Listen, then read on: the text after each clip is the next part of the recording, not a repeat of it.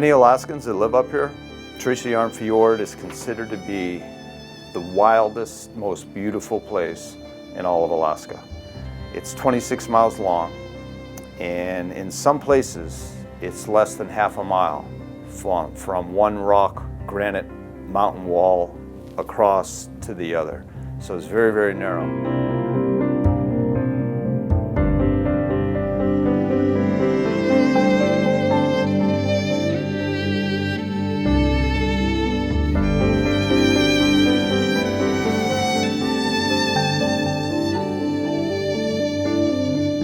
What I love about Tracy Arm, in the 26 miles that goes all the way back to where the glacier sits at the head, you only see one piece at a time because you're constantly twisting and turning.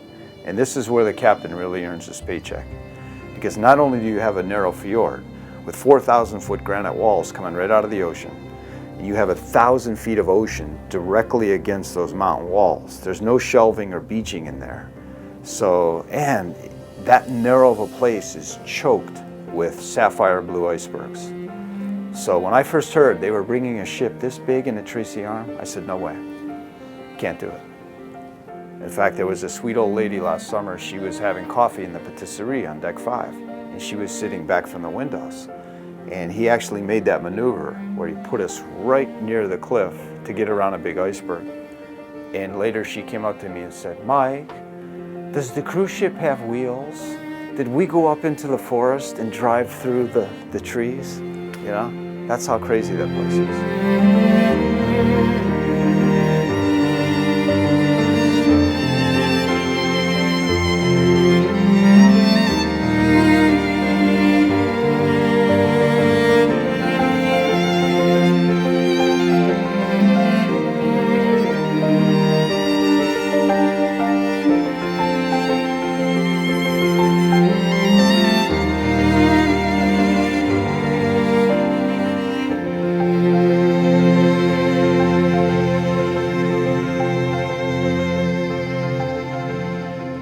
Tracy Arm is more the journey. The glacier's beautiful, but it's also each twist and turn as we move through that serpentine fjord that makes people feel awestruck. And there's hanging gardens, it's Hawaii green all the way up these rock granite walls to the summit. And in July, there are hummingbirds in Tracy Arm Fjord pollinating the wildflowers, growing thousands of feet up in these garlands of greenery. And the rufous hummingbird zips around the cruise ship as if it's greeting us. So if you told somebody you could see hummingbirds and icebergs in the same place, they'd call you crazy. But that's the experience.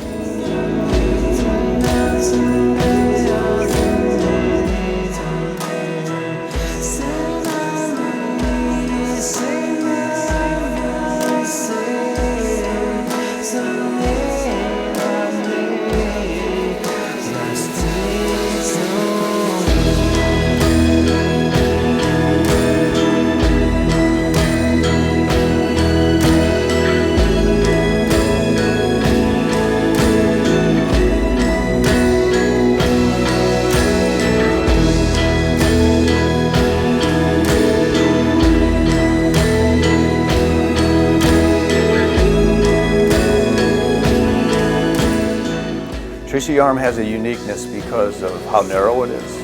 In a few spots, it's only a half a mile from rock wall across to the other rock wall. And you never see more than one turn at a time. And that's what's magic to people. And then at mile 13, about halfway in, there's a huge mountain that seemingly is blocking our path. It's coming 4,500 feet right out of the ocean.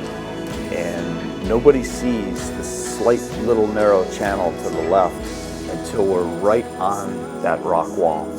So people are freaking and they're going, well, we can't go any further. You know, this is a box canyon. We're stuck in here.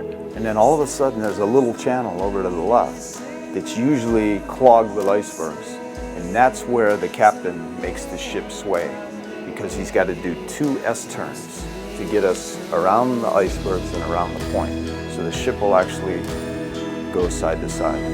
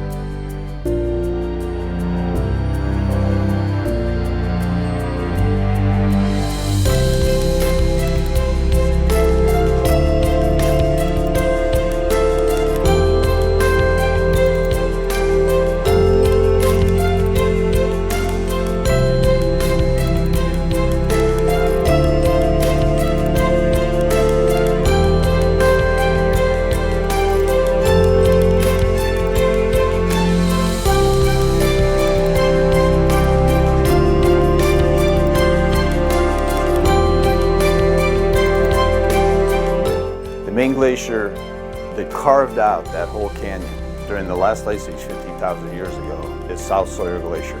And that sits at the head 26 miles in. And then there's a very small island that's actually the tip top of a drowned mountain. We're looking at the summit of a mountain that is submerged under that water. And there's an eagle nest on that island. And that eagle nest has been there for at least 60 years. And talk about a room with a view. But the eagle has a view of two tidewater glaciers, the big one, South Sawyer Glacier, and there's North Sawyer Glacier that has retreated back. It's very hard to see now from the ship. And then there's a hanging glacier back behind the island. So simply by turning your head shoulder to shoulder, you can take in 3 glaciers right there when we get 26 miles in all the way to the terminus.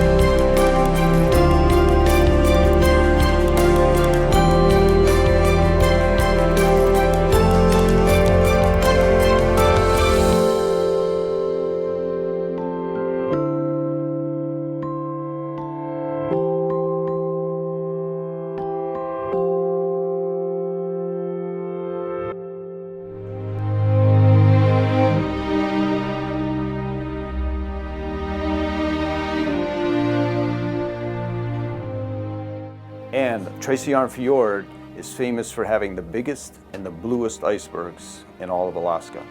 And I think the reason for it is the angle of light, because the cliffs are so tall and steep that the light comes in at a steep slant.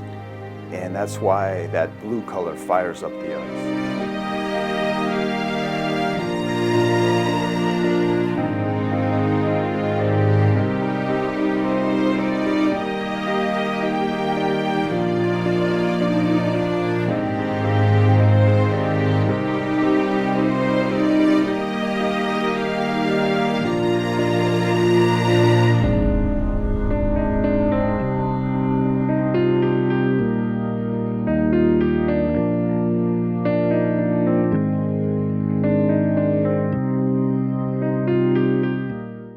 Many people go into Tracy Arm not knowing what to expect, and a lot of people burst into tears.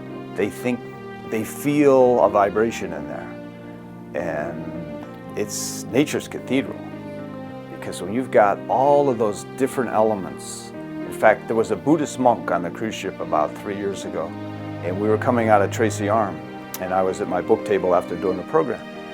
And the door opened, and it was a windy day, and I heard the flapping of robes. And I didn't see him yet. And I said, oh, we have a priest or a nun aboard. Buddhist monk in orange robes, 4'11". We had just come out of Tracy Arm. It was a beautiful day. He came over to my book table, and you needed sunglasses to look at this guy. He was illuminated, and I swear he was levitating. I mean, he just was so switched on. And he said, Michael, that place is the culmination of my religion, the Tao, T-A-O. He says, you have harmony of opposites. You have yin, female principle, fluid ocean. You have yang, male, stalwart mountain. Put yin, yang together, you have balance. He said, golden arrows shooting through everybody's heart right now, whether they know it or not. You know, they feel the vibration. And then I teased them. I said, sir, does it bother you being on a cruise ship? Taking a vow of poverty, being a monk. $500 million of marble and carpeting and art and all this, and he nailed it. I says, does it bother you on the ship? He goes, oh no, cruise ship, just delivery system. You go outdoor, you watch whales, you see icebergs. You come indoor, you eat lobster. Life is door, go in, go out.